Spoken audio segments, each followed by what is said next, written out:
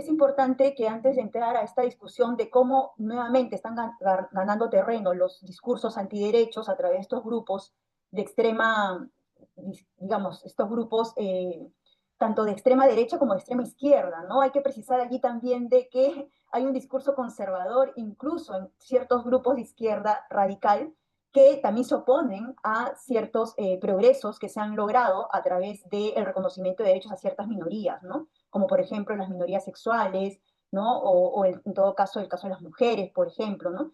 Entonces hay ciertos grupos de izquierda que también, ¿no? Digamos, se podría decir, están pugnando por eliminar estos derechos que en el tiempo se han ganado y que se han logrado además incluir o incorporar en la Constitución, ¿no? Entonces creo que para eso es bueno hacer un recordatorio, ¿no? Sobre estas nociones de Estado constitucional y de Constitución, ¿no? Voy a ampliar la pantalla, pero a ver, no sé si igual me confirman si la presentación avanza. ¿Está avanzando? No, no, doctora. Entonces mejor nuevamente retrocedo porque no sé por qué no pasa las diapositivas, pero así sí pasa. Entonces, bueno, les decía que creo que por eso es importante recordar un poco estas nociones de Estado constitucional y Constitución. ¿Por qué es importante el Estado constitucional y qué tiene que ver con el logro de estos derechos que en el tiempo han ido adquiriendo determinados grupos sociales, especialmente los grupos vulnerables, ¿no? Hay que recordar que el Estado constitucional es básicamente garantía de los derechos y límite al poder político, ¿no? El constitucionalismo es un modelo de Estado, ¿no? Que se propone o se ha propuesto en todo caso como un paradigma que gira en torno al concepto de constitución, ¿no? Y la constitución es este documento que le da predominancia a la protección de los derechos y al control del poder, ¿no? Pero este cambio de paradigma, digamos, no es una cosa reciente, no es algo que se dio a partir de, digamos, de determinados hechos históricos, ¿no? Hemos pasado del Estado legal, que era previo, pues, digamos, al siglo XX, ¿no?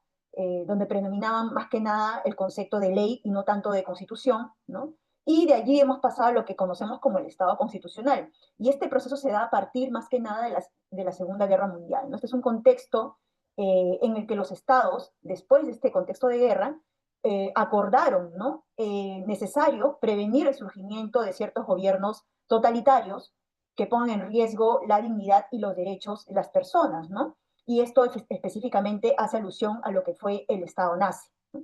Entonces, a partir de digamos, del constitucionalismo, se va afianzando una estructura jurídica y una estructura estatal que tiene básicamente las siguientes características, ¿no? Hay una preocupación de los estados por introducir en sus constituciones un catálogo de derechos fundamentales y de principios, ¿no? Que son las que van a guiar a la sociedad. Hay un sometimiento de los agentes públicos y privados a las reglas y principios que se encuentran consagrados en la Constitución. Esto se conoce como la eficacia normativa directa de la Constitución, ¿no? O sea, la Constitución ya no solamente como norma jurídica, perdón, ya no solamente como una carta política, sino también como una norma jurídica que vincula a todos los actores sociales, ¿no? Y por último, el Estado constitucional también implicó el establecimiento de una garantía institucional para cautelar el cumplimiento de las normas constitucionales. Y esto no es otra cosa que el control constitucional de los actos del poder, que en el caso de Perú se da a través del Tribunal Constitucional, ¿no? O en todo caso, a través de los jueces constitucionales, ¿no? Entonces es una garantía importante también que se introdujo a partir de este modelo de constitucionalismo, ¿no?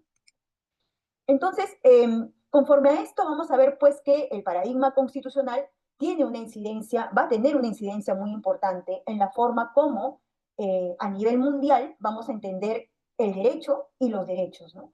También va a incidir en la forma como se regula el poder público, ¿no? En el sentido que no pueden existir poderes que estén exentos de algún tipo de control jurisdiccional, ¿no? Pero eso también va a incidir en el papel que cumplen los jueces en la protección de los derechos fundamentales y en la vigilancia de las normas constitucionales, ¿no? Ahora bien, cuando nosotros hablamos de la Constitución, Disculpa que la corte. No sé sí, si podría agrandar un poquito más la pantalla. sí, claro, a ver, un ratito. ¿Ahí está bien? Sí, perfecto. Muchísimas gracias. Bueno, entonces, como les decía, cuando nosotros hablamos de la Constitución, ¿no? no solo nos referimos a una carta política, no solo nos referimos a una carta de buenas intenciones o un documento que tiene principios únicamente que pueden aplicarse o no, ¿no?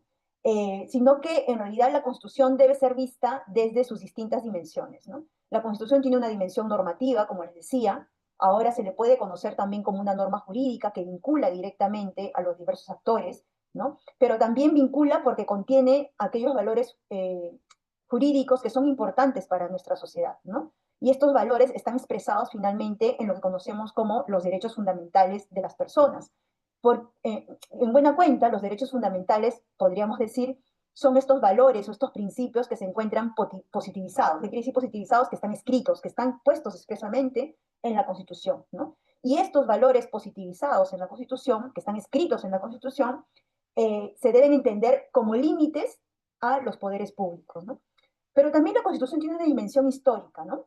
Una dimensión histórica en el sentido que ella, como documento, es producto de diversos hechos que reflejan, digamos, los usos, las prácticas, las costumbres de una determinada nación, ¿no? Y también la Constitución es producto, digamos, de esas circunstancias que rodean los procesos de consolidación de esa nación, ¿no? Y que al final, entonces, la Constitución nos permite tener una lectura, ¿no? De qué es aquello que es relevante para la sociedad peruana, ¿no? ¿Cuáles son esos valores que predominan para nosotros los peruanos y las peruanas, ¿no? Y también la Constitución tiene una dimensión sociológica, ¿no? Y eso qué quiere decir que ella está basada en un principio de realidad, ¿no? Está basada en un principio de realidad en el sentido de que es expresión de las situaciones y las estructuras sociales vigentes, ¿no? Al fin y al cabo, digamos, hay siempre, digamos, los derechos que están recogidos en la Constitución nos dan cuenta de una pugna social que ha existido, ¿no? Entre determinados grupos, porque esos valores que están en la Constitución son los que predominen y no otros, ¿no? Entonces también nos da cuenta de, digamos, esta correlación de fuerzas sociales y políticas que al final dan como resultado este documento, ¿no? Entonces la Constitución no puede quedarse únicamente en este aspecto, pues, en este enfoque tradicional normativo, ¿no? Sino que la Constitución también, como carta política, encarna un pacto social respecto a los valores que son predominantes para nuestra comunidad, ¿no? Esta carta además tiene una parte dogmática, que son los derechos fundamentales, pero también tiene una parte orgánica, que nos da cuenta de cuál es la estructura que debe tener el Estado y cuáles son las funciones, cuáles son las competencias que tienen cada una de estas entidades que conforman el aparato estatal, ¿no? De esta manera se puede decir que la Constitución pues, nos brinda este marco jurídico dentro del cual los diferentes actores sociales van a desempeñar su rol, ¿no? Y nuevamente insisto, ¿no? No hay que quedarnos únicamente con este enfoque jurídico, ¿no? Sino que hay que ir siempre más allá de este aspecto normativo para entender la Constitución en su sentido histórico y sociológico, ¿no? Y además porque creo que es importante que cuando nosotros analizamos estas perspectivas, partamos por algunas preguntas, ¿no? Por ejemplo, cuando nosotros analizamos la perspectiva histórica, es bueno que nos preguntemos cómo es que se gesta la Constitución, ¿no? Es decir, en qué contexto surgen sus principales normas, ¿no? Y desde la perspectiva sociológica nos preguntamos quiénes son los que gestan la Constitución, ¿no? Porque quieras o no, como les decía, la Constitución es el reflejo de las situaciones y estructuras sociales vigentes, ¿no? De esa correlación de fuerzas sociales y políticas del momento, ¿no? Y así también creo que es importante tomar en cuenta que cuando nosotros hablamos del Estado constitucional, no hacemos alusión a cualquier constitución, ¿no? Y creo que eso es primordial recordar justamente ahora en nuestro país, en el que se vienen cambiando muchas normas de la constitución peruana sin la participación de la población, ¿no? Lo que, desde mi punto de vista, le resta legitimidad a esos procesos de reforma de la constitución, ¿no? La Constitución debe contener normas que al final reflejen justamente ese consenso social y político para respetar las normas que están contenidas allí, ¿no? Si no se respetan estos procesos, estos procedimientos, estas formas, ¿no? Y estas reglas que también que pueden también tener un alcance sustantivo, lo que va a pasar es que simplemente las personas no nos sintamos identificadas con este documento, ¿no? Y se supone que la Constitución debe reflejar justamente esa identificación que todos los peruanos tenemos en la Carta Fundamental, se podría decir, ¿no? Entonces, ¿cómo podemos reconocer la constitución del Estado constitucional? la Constitución del Estado Constitucional no es cualquier Constitución, ¿no? Sino que esta debe tener ciertas características, ¿no? Hablamos de una Constitución rígida o formal. ¿Esto qué quiere decir? Que la Constitución es una norma que no tiene la forma legal ordinaria, ¿no? No se modifica como cualquier ley. Eso significa de que hay una diferencia de grado, ¿no? Con el resto de fuentes del derecho, ¿no? La Constitución tiene una forma grabada de modificación que contempla la propia Constitución, ¿no? Y esa forma grabada es la que los legisladores deben respetar y seguir, ¿no? Una segunda característica de la Constitución del Estado constitucional es que se trata de una Constitución que es aceptada y practicada porque ella contiene las normas fundamentales del sistema jurídico y político. ¿Esto qué quiere decir? Que si hablamos de una constitución que ha sido dada justamente respetando todos estos procedimientos, estas reglas que ella misma contiene, entonces se trata de una constitución que puede ser aceptada y practicada, ¿no? Que la gente considera que es el reflejo de la sociedad, ¿no? Que hubo un consenso previo y por lo tanto sigue estas normas porque acepta las mismas, ¿no? ¿Y esto cómo se evidencia? En el hecho de que en torno a la Constitución se produce, digamos, una estabilización de todas las conductas sociales, jurídicas y políticas de nuestra comunidad, ¿no? No hay un rechazo, al contrario, todos de alguna u otra forma apelamos a lo que dice la Constitución porque nos sentimos reflejados en ella, ¿no? Esa es una segunda característica. Y la tercera característica de una Constitución, del Estado constitucional, es que esta Constitución responde a las pretensiones normativas del constitucionalismo político. ¿Qué significa esto? ¿Esto qué quiere decir? El constitucionalismo político encarna determinados valores, ¿no? Estos valores son la inclusión social, ¿no? Y también son la garantía de los derechos. Esto quiere decir que, no es, que una constitución del Estado constitucional debe compartir estos valores, debe recoger estos valores. ¿Y cuáles son estos al final? Que hayan normas que limiten el poder político y que hayan normas que garanticen los derechos fundamentales, ¿no? Esto es algo, digamos, que se considera como que eh, normas de la Constitución que son intangibles, que no se pueden modificar. Si la Constitución, si se hizo una reforma para suprimir estos límites al poder político, estas garantías a los derechos, entonces simplemente la Constitución dejaría de ser tal. Sería simplemente un documento, ¿no? Pero no encarnaría esos valores que son importantes para nuestra comunidad, ¿no? Ahora bien, también es importante señalar que esta constitución del Estado constitucional tiene una doble dimensión, ¿no? Tiene una dimensión constitutiva, ¿no? Que es lo que les mencionaba en el sentido de que ella contiene normas competenciales, ¿no? Ella, digamos, estructura el Estado, ¿no? Y cautela el ejercicio, digamos, institucionalizado del poder político desde o sobre la base de ciertos valores y fines, ¿no? Pero también tiene una dimensión regulativa. ¿Y esto qué quiere decir? Que la Constitución incorpora valores y fines en forma de derechos fundamentales y principios regulativos.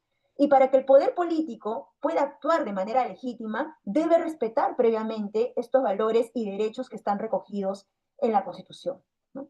Entonces, estas son estas dos dimensiones que son sumamente importantes de una constitución o de la constitución en nuestro país, ¿no? Y a través de estas dimensiones es que nosotros deberíamos poder evaluar justamente la vigencia y la legitimidad de la Constitución, ¿no? Ahora bien, cuando hablamos del Estado constitucional en la Constitución, también tenemos que hablar del rol que cumplen los parlamentos en el Estado constitucional, porque son ellos los que pueden llevar a cabo, o sea, los congresos, los parlamentos, los legislativos, los que pueden llevar a cabo la reforma de la Constitución y cómo se puede realizar esta reforma, ¿no? Pero antes de hablar de cómo pueden llevar a cabo los parlamentos esta reforma, tenemos que primero entender cuál es el rol que cumple el Congreso o los parlamentos en el marco del Estado constitucional. No hablamos de cualquier Congreso, ¿no? Hablamos de un parlamento en el Estado constitucional. Entonces, eh, vamos a ver que cuando hablamos del paradigma constitucional, hablamos de una forma de Estado que también va a incidir en la forma en que concebimos las leyes, ¿no? En el entendido que las leyes no son solamente limitaciones a la libertad de las personas, ¿no? O no son solamente reflejos el reflejo de las relaciones de dominación en la sociedad, ¿no? Sino que la labor que realizan los parlamentos, ¿no? La producción legislativa, debe tener una orientación axiológica y ética. Y esa orientación axiológica y ética debe ir acorde con los principios que están recogidos en la Constitución, ¿no? En ese sentido, lo que se tiene que decir es que las leyes también deben garantizar derechos en el sentido de libertades. O sea, no solamente las leyes restringen derechos, Las leyes principalmente deben propiciar el desarrollo y la realización de los derechos, ¿no? Deben propiciar estados de cosas, deben propiciar políticas públicas, ¿no? En ese sentido, los parlamentos deben ser generadores de marcos regulatorios, ¿no? Que eviten relaciones injustas o situaciones de explotación en la sociedad. Y esto requiere que los legisladores tengan una formación cívica previa, tengan una formación democrática previa y también tengan una formación en derechos humanos previa, ¿no? ¿Por qué? Porque estas capacitaciones, esta formación previa, elemental, que ojo, no estoy diciendo con, no, esto no significa que yo esté diciendo que esa formación solamente se la va a dar la universidad, no es así. La formación cívica, la formación democrática, la formación de derechos humanos se puede dar incluso en otros espacios sociales, no necesariamente en el ámbito universitario o académico, ¿no? Desde que nosotros participamos en un sindicato, participamos en un comité, ¿no? Participamos en la junta directiva de nuestro vecindario, ¿no? O participamos en algún cabildo abierto de la municipalidad, allí estamos nosotros también formándonos cívicamente, democráticamente y en derechos humanos, ¿no? O sea, esos espacios también son espacios en los que las personas podemos formarnos en derechos, ¿no? Y claro, si las personas que aspiran a ir al Parlamento, ¿no? No tienen esta formación previa, entonces, ¿cómo podemos confiar en que ellos van a poder realizar análisis complejos sobre los casos que se presenten en la realidad o ponderaciones de derechos o de intereses, ¿no? Eh, es importante que ellos, como ciudadanos que aspiran a llegar al Parlamento, tengan previamente esta formación, ¿no? Pero claro, eh, discutir o reflexionar sobre los problemas que afrontan actualmente los parlamentos, no solamente en el Perú, sino a nivel mundial, ¿no? Si pensamos en otras realidades, en general, si hablamos de los problemas que afrontan los parlamentos para dictar leyes que puedan prevenir realmente la exclusión social y el autoritarismo también, tenemos que también pensar en cuál es esa realidad legislativa que estos congresos tienen que afrontar, ¿no? Esto quiere decir que tenemos que pensar en varias cosas, ¿no? Primero, ¿quiénes son los legisladores? ¿No? Por ejemplo, ¿cuáles son los requisitos que establece la Constitución peruana para que una persona pueda ser congresista? ¿No? Segundo, ¿a qué tipo de intereses responden? ¿No? Y para responder eso también es importante saber quiénes son actualmente los principales representantes de las agrupaciones políticas en nuestro país. Tengo entendido que más de 40 partidos políticos, por ejemplo, se van a presentar en la próxima contienda electoral, ¿no? Que va a ser el próximo año. ¿Quiénes son sus principales representantes? ¿Cuál es la trayectoria que tienen en materia democrática o en materia de derechos humanos? ¿No? Eh, ¿Tienen alguna vinculación con determinados poderes privados? ¿No? ¿Cómo podemos saber eso? Digamos, los organismos electorales cumplen con transparentar realmente toda esa información para que las personas podamos saber qué tipo de intereses defienden estos aspirantes al Congreso de la República, ¿no? Y por último, también creo que es importante ya, una vez que estos legisladores son elegidos, es bueno saber qué reglas o qué normas, en particular el reglamento del Congreso, ¿no? ¿Qué normas contiene, por ejemplo, el reglamento del Congreso o otras normas procedimentales en el Parlamento para la aprobación de las leyes, ¿no? Si estas realmente son normas que garantizan la participación de la ciudadanía, ¿no? Si son normas que realmente permiten una adecuada deliberación en el ámbito legislativo, ¿no? Y también sería bueno saber eh, cuáles son esas reglas que permiten que se pueda dar alguna reforma constitucional, ¿no? Ahora mismo los legisladores usan mucho estas reglas para llevar a cabo reformas y en la mayoría de casos son reformas que no necesitan un referéndum o una consulta a la ciudadanía, ¿no? Entonces sería bueno también repensar estas reglas de reforma constitucional que están contenidas en nuestra constitución, ¿no? Eh, y bueno, yo les decía también que cuando hablamos pues del Estado constitucional, de la Constitución, ¿no? Del rol que cumple los legisladores, también es bueno pensar en el tipo de democracia que nosotros tenemos, ¿no? Yo me atrevería a decir que actualmente la democracia que predomina en el Perú es básicamente una democracia electoral, ¿no? Electoral, ¿por qué? Porque cada 5 años las personas se sienten convocadas, ¿no? Realmente a ejercer algún tipo de, o dar algún tipo de opinión política a través del voto, ¿no? Pero luego de eso es como si dejásemos simplemente que quienes hemos elegido gobiernen, ¿no? De espaldas a la ciudadanía sin ningún tipo de control ciudadano efectivo, ¿no? Eh, Hay un filósofo jurídico, Carlos Santiago Nino, que además es de latinoamericano, argentino, ¿no? Él señalaba que del modelo particular de democracia que se adopte, ¿no? y las instituciones específicas también que tengamos dependerá la robustez del concepto de constitución y de Estado constitucional en una determinada comunidad. Claro, lo que en buena cuenta nos está diciendo es del tipo de democracia que hayamos adoptado, eso nos dará también, nos dirá el tipo de Estado constitucional que tenemos, ¿no? Y lo que yo veo, particularmente es una opinión personal, es que tenemos una democracia electoral, no propiamente una democracia deliberativa, ¿no? Pero para este autor también, él consideraba que la democracia deliberativa es esa característica que le da al Estado constitucional su significado más denso, más proteccionista, y se podría decir también su versión más desarrollada, más evolucionada. O sea, que si tuviésemos que aspirar a un tipo de democracia, este autor, este filósofo jurídico, y en lo particular yo también diría que tendría que ser la democracia deliberativa, que actualmente no tenemos, ¿no? Y esta democracia deliberativa nos dice también de la forma en que el poder político legitima sus decisiones, ¿no? Nos habla de esos procedimientos que son importantes llevar a cabo para que las decisiones políticas que se adoptan sean decisiones compartidas por todos. Yo creo que eso actualmente no se da. Hay muchas decisiones que se están tomando actualmente en el ámbito político que la gran parte de la ciudadanía peruana no comparte.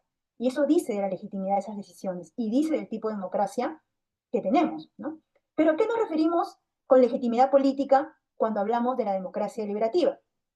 Este es un concepto que se ha desarrollado mucho en la filosofía política, pero que atañe principalmente al modo correcto de ejercitar el poder político, ¿no?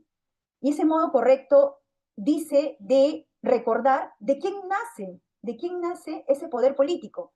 Y ese poder político que actualmente ejercen nuestros representantes es un poder que nace de un sujeto colectivo. Y ese sujeto colectivo es el pueblo o la comunidad política, ¿no? Entonces, nunca hay que olvidar esa conexión, ¿no? Si hay un poder que se ejerce actualmente en el ámbito político, es un poder que nace de la comunidad, de la población, ¿no? Dado que este poder político consiste en ejercer un poder que pertenece a todos, existe por eso también un derecho de igual participación de todos, ¿no? ¿Para qué? Para poder fijar la forma de gobierno, para fijar la estructura del Estado, para establecer cuáles son los principios que nos van a orientar como sociedad, ¿no? La posibilidad de que todos participemos en estas cuestiones le otorga legitimidad a estas decisiones del poder político. Y cuando esto es así, se puede decir que todos además compartimos una parte de responsabilidad por estas decisiones políticas. Ahora mismo, la gente más bien que se dice apolítica, se dice así, ¿por qué? Porque trata de, para decirlo de alguna manera, digamos, popular, digamos, tratamos de sacar cuerpo, ¿no? Tratamos de sacar cuerpo y decir, no, soy apolítico porque yo no soy responsable de las decisiones que actualmente se están tomando, ¿no? Eh, y entonces, y es verdad, ¿no? A veces nos dicen, sí somos responsables porque nosotros hemos elegido a esas personas. Pero claro, lo que yo digo también es que si las reglas electorales están dadas de una manera que al final te obligan a tener que elegir entre distintas personas donde ninguna tiene realmente el perfil de honestidad y de trayectoria que uno está esperando, entonces uno te da que pensar si realmente estás eligiendo libremente o simplemente se está imponiendo una lista de las mismas personas que si tú pudieras realmente no elegirías, ¿no? Entonces yo creo que este discurso de tú los elegiste, eh, yo creo de que es un discurso un poco limitado, ¿no? Porque no está pensando en cómo se están dando estas reglas electorales que al final se nos imponen a todos nosotros, ¿no? Y estas reglas son las que actualmente además se están cambiando en el ámbito del Congreso, ¿no? Sin nuestra participación, ¿no? Entonces, para que nosotros podamos decir que una decisión política goza de legitimidad, es necesario que previamente nos encontremos también ante una comunidad, ¿no? Ante una sociedad cuyos integrantes se relacionan y se tratan como ciudadanos libres e iguales, ¿no? Eso es importante, ¿no? Cuando yo miro el costado, yo tengo que mirar a alguien que es igual a mí y que merece el mismo respeto, ¿no? Y que por lo tanto tiene todo el derecho también de expresarse y dar una opinión sobre lo que está pasando en el país, ¿no? Entonces, hablamos de integrantes de una sociedad que forman parte de una comunidad que acepta conscientemente, ¿no? Seguir ciertas reglas de conducta y de cooperación social que además han sido aprobadas de manera legítima bajo ciertos procesos públicos, ¿no? Y bueno, ¿por qué son importantes estos procesos, digamos, de constitucionalización, ¿no? Vamos a decirlo así. Yo creo que también allí es necesario tomar en cuenta eso porque, como les decía, actualmente hay muchas normas de la Constitución que se están modificando y en las que no necesariamente estamos siendo nosotros partícipes, ¿no? Así se ha hecho con el tema de la bicameralidad estamos regresando para el próximo año a esta nueva estructura congresal, ¿no? A pesar que la población en algún momento por referéndum dijo que no estaba de acuerdo, ¿no?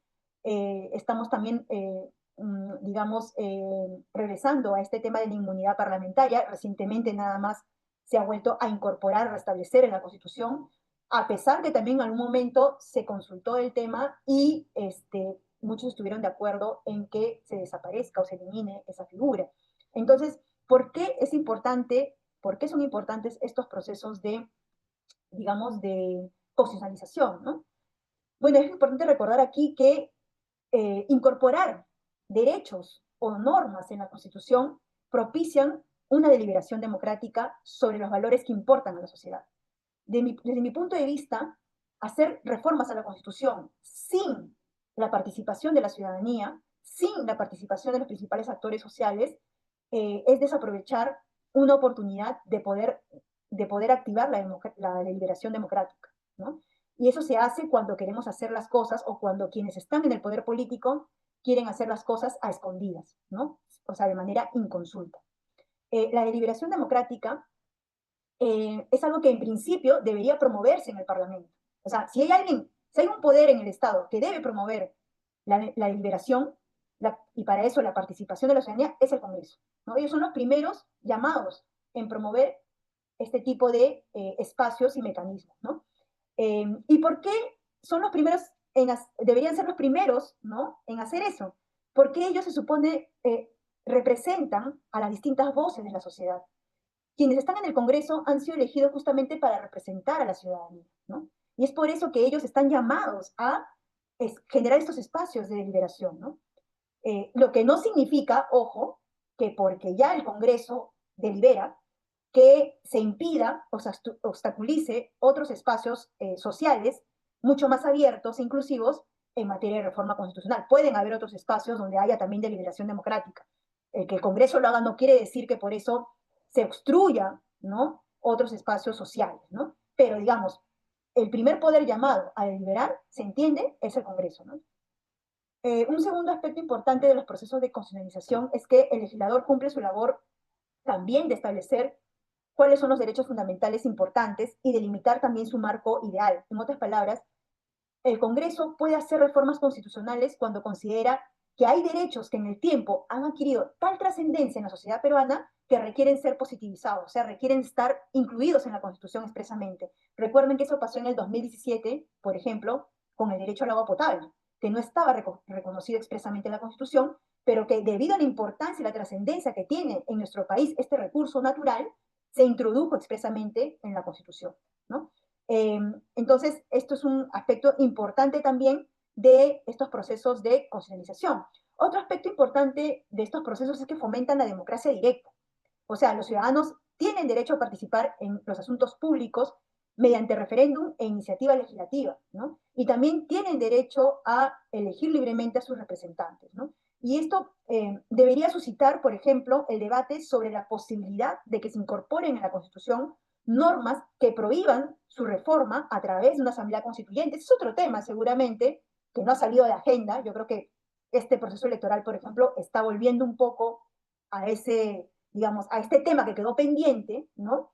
Eh, con las protestas que suscitaron justamente debido a toda esta inestabilidad política que está atravesando nuestro país, ¿no? Pero el tema de la Asamblea Constituyente es otro tema que también requiere un debate amplio, abierto, digamos, inclusivo, ¿no?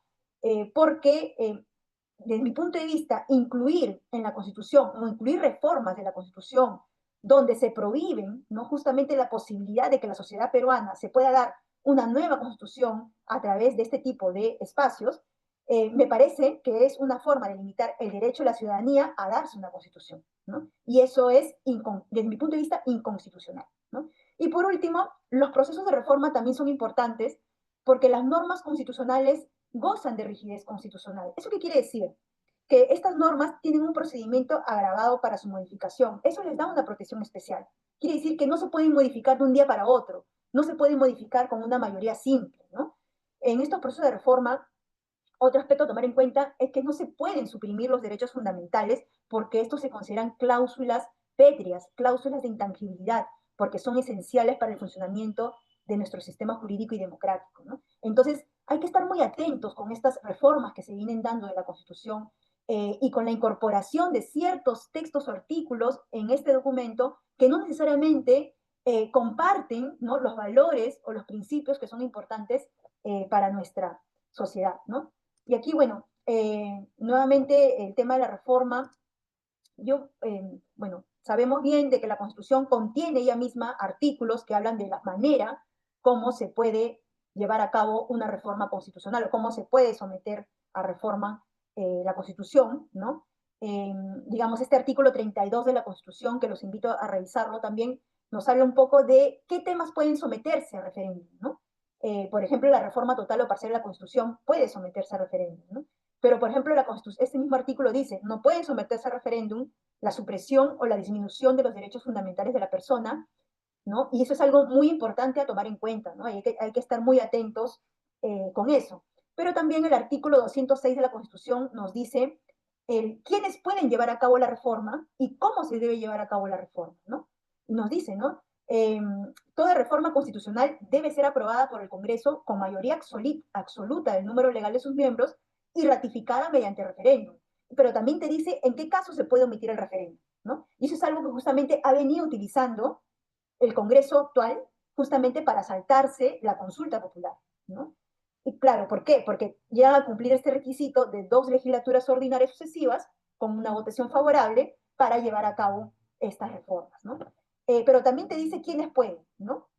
Te dice que la iniciativa de reforma constitucional puede presentarla el presidente de la República, el Consejo de Ministros, los congresistas, y un número de ciudadanos equivalente al 0,3% de la población electoral, ¿no?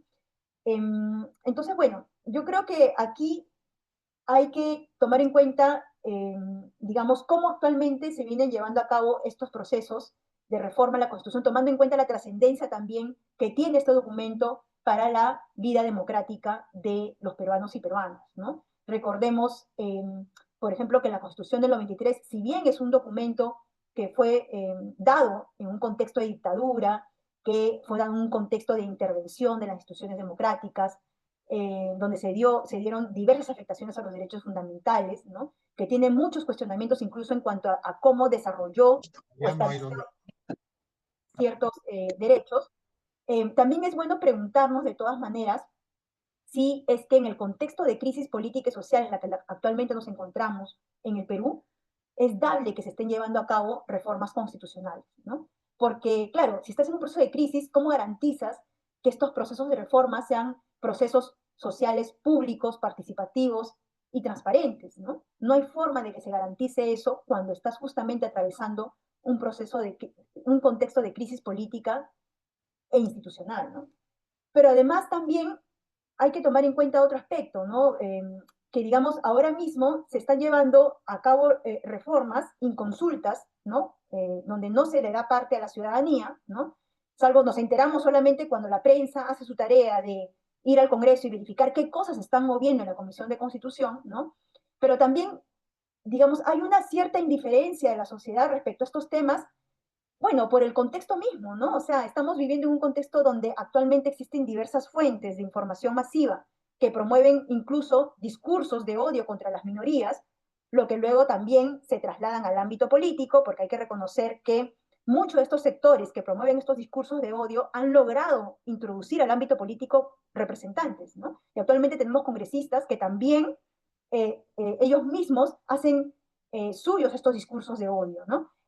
Y vamos a ver también que es un contexto donde hay una falta de ética en el quehacer público, ¿no? Hay una intervención de los organismos constitucionales, es un contexto donde además hay cambios constantes en el manejo de las entidades públicas. Hace poco nada más hizo un cambio del Consejo de Ministros, lo que dice mucho de la inestabilidad de nuestras políticas públicas. Hay represión ciudadana, ¿no? Aunque quieran decir que no, claramente hay sociedad organizada que quiere movilizarse y a la que de primera es reprimida, ¿no? Y además lo que estamos viviendo ahora mismo son viendo propuestas legislativas para reformar la Constitución sin participación ciudadana, ¿no? Y lo hemos visto que se ha hecho ya, hay más de, que se puede decir, 60 artículos de la Constitución modificados y hay que ver si nos hemos enterado de todas estas reformas, ¿no?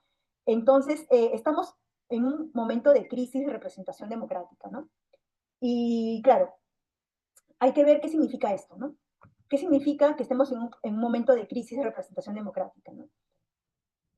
Cuando hablamos de esto nos referimos a una condición específica que se da en el ámbito político, que se caracteriza por presentar diversas contradicciones entre los principales actores, ¿no? Claro, vemos que nadie se pone de acuerdo con nada, ¿no? Hay una ausencia de diálogo, hay una ausencia de entendimiento para alcanzar acuerdos mínimos sobre la base del interés social. Cada uno, digamos, pugna por sus propios intereses, los intereses que representan, obviamente, que en su mayoría son de naturaleza económica o ideológica incluso, ¿no? Y claro, estos procesos, estas pugnas, estos procesos conflictivos que se vienen dando en el ámbito político pueden desencadenar, si es que ya no lo ha hecho, una ruptura o alteración del orden público estatal, ¿no? Y lo estamos, creo, ya viendo, ¿no?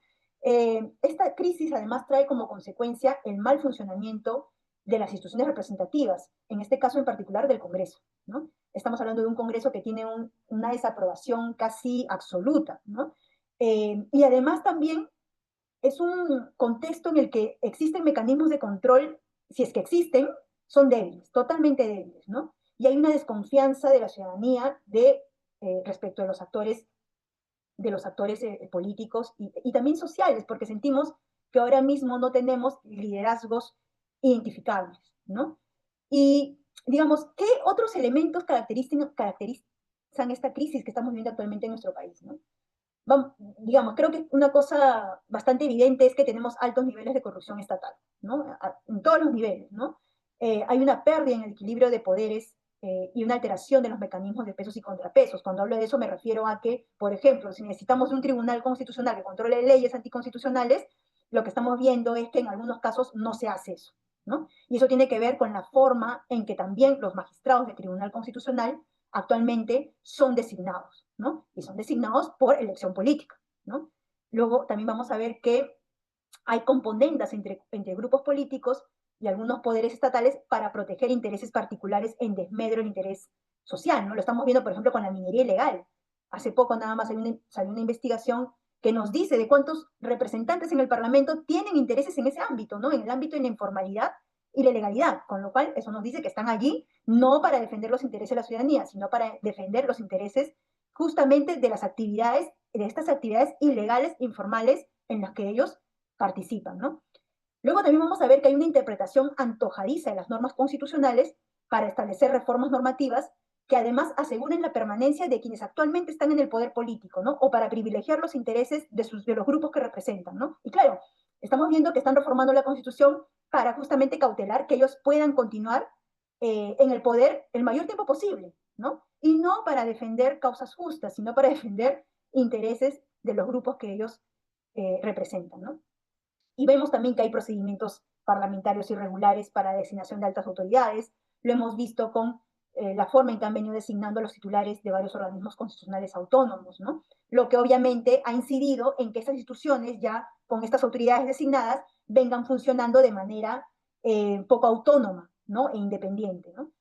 Hay una inestabilidad en las políticas públicas debido a que también hay una inestabilidad en la permanencia de los altos funcionarios, de las altas autoridades, ¿no? eh, cambian constantemente a los ministros, y cuando cambias un ministro, cambias a los viceministros, cambias a los asesores, con estos cambios hay miradas distintas sobre cómo se deben conducir estas políticas, y entonces, claro, no puedes avanzar en nada. Y así hemos estado lamentablemente en los últimos 5 6 7 años, ¿no?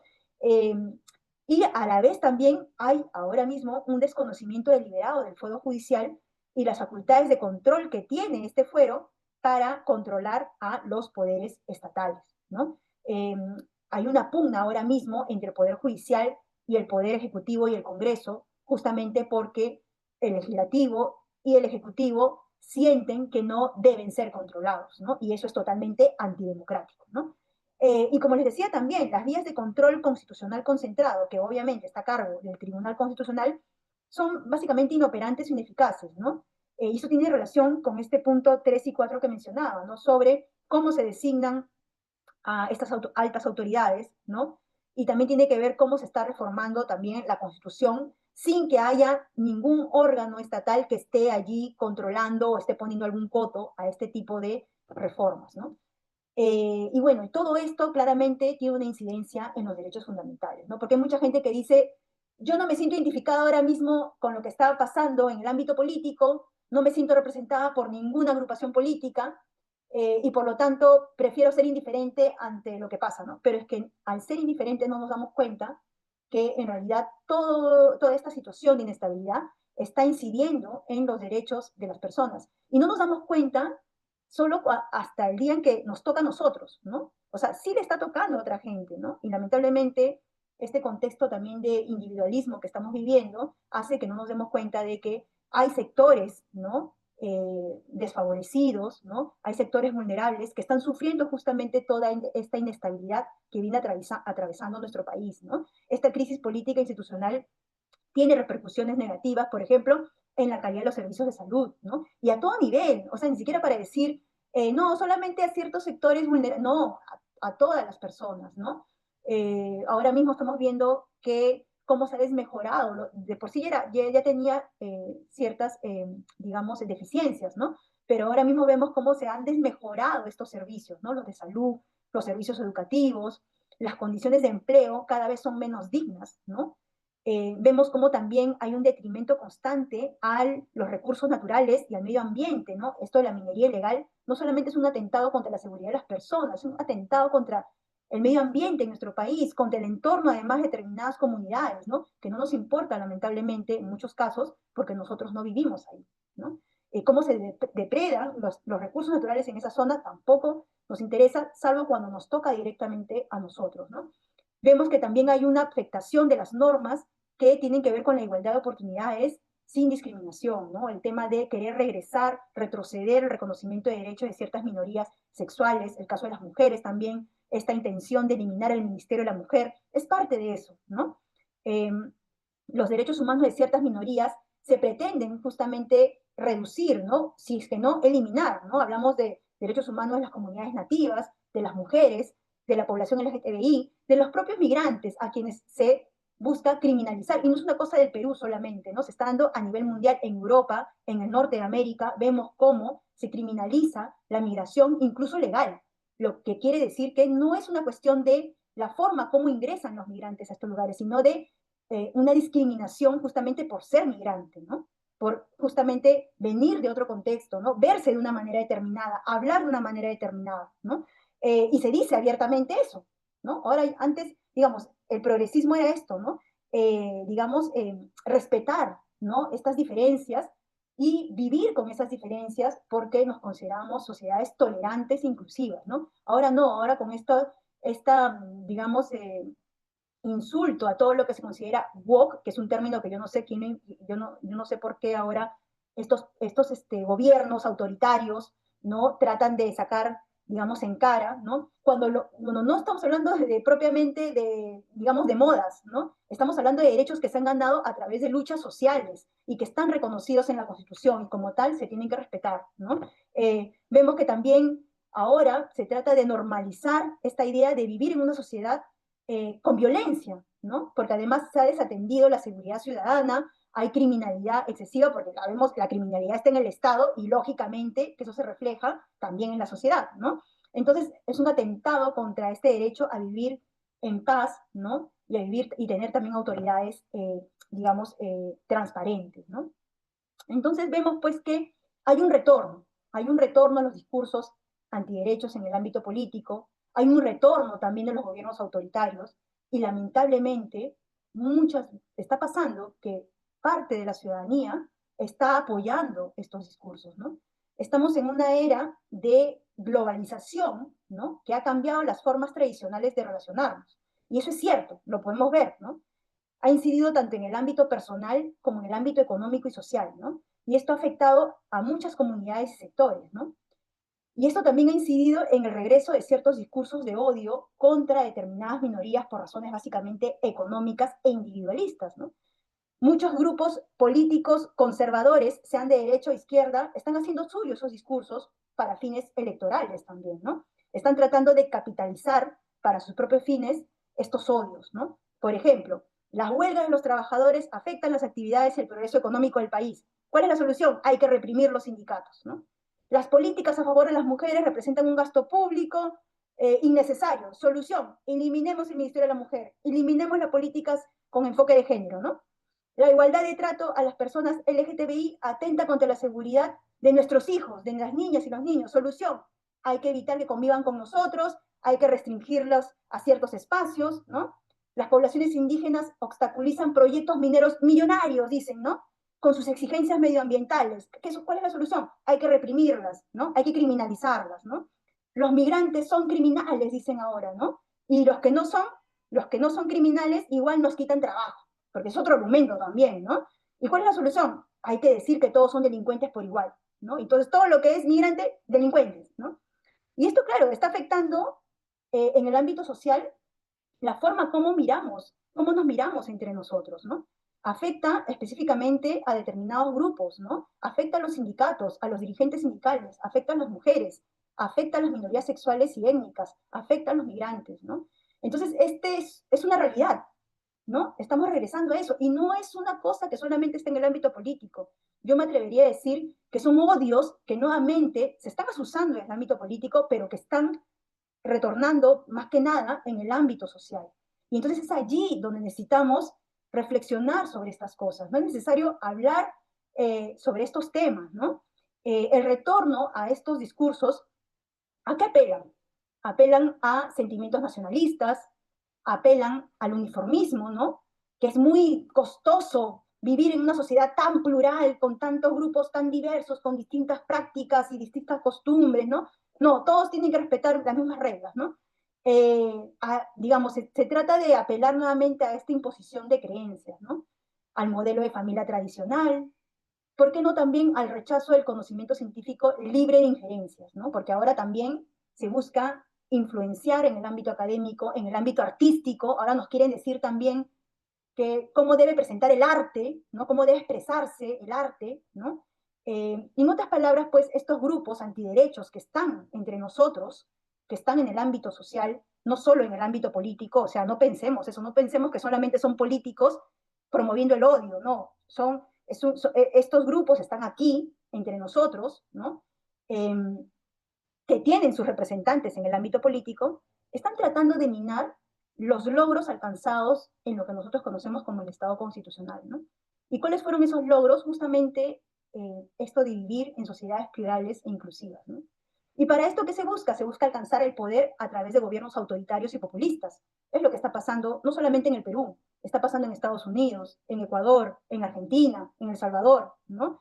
Eh, y estos gobiernos autoritarios, populistas, expresan sin reparos sus odios hacia las minorías y sus intenciones de eliminar también los derechos que se ganaron a través del Estado constitucional, ¿no? Y lamentablemente esto se ha conjugado con otros factores que han facilitado que mucha gente crea que la receta para solucionar unas injusticias es trasladando la culpa y esas injusticias a otros grupos, ¿no? O sea, es pasando las injusticias que nosotros vivimos a otros grupos.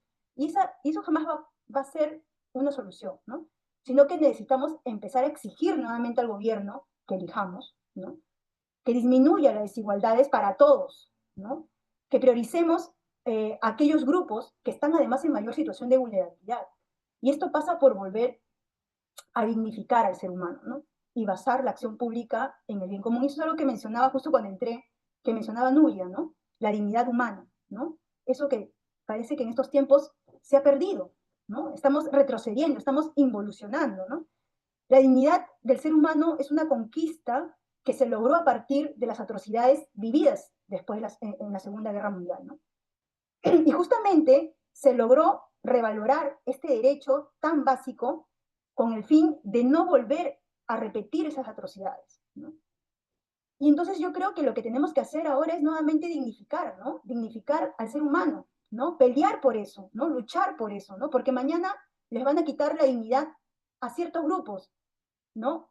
Perdón, hoy le quitan la dignidad a ciertos grupos y mañana nos van a quitar la dignidad a nosotros, ¿no? Entonces la dignidad es una cosa básica para cualquier ser humano, ¿no? Y tenemos que pelear porque se respete ese derecho para todos, por igual, ¿no? Y entonces hay que volver a dignificar al ser humano, hay que volver a dignificar a los trabajadores con salarios justos, hay que dignificar a las mujeres y a las minorías sexuales con iguales derechos, Hay que dignificar a las comunidades indígenas respetando sus formas de vida y atendiendo también sus demandas, que son totalmente, muchas veces totalmente válidas.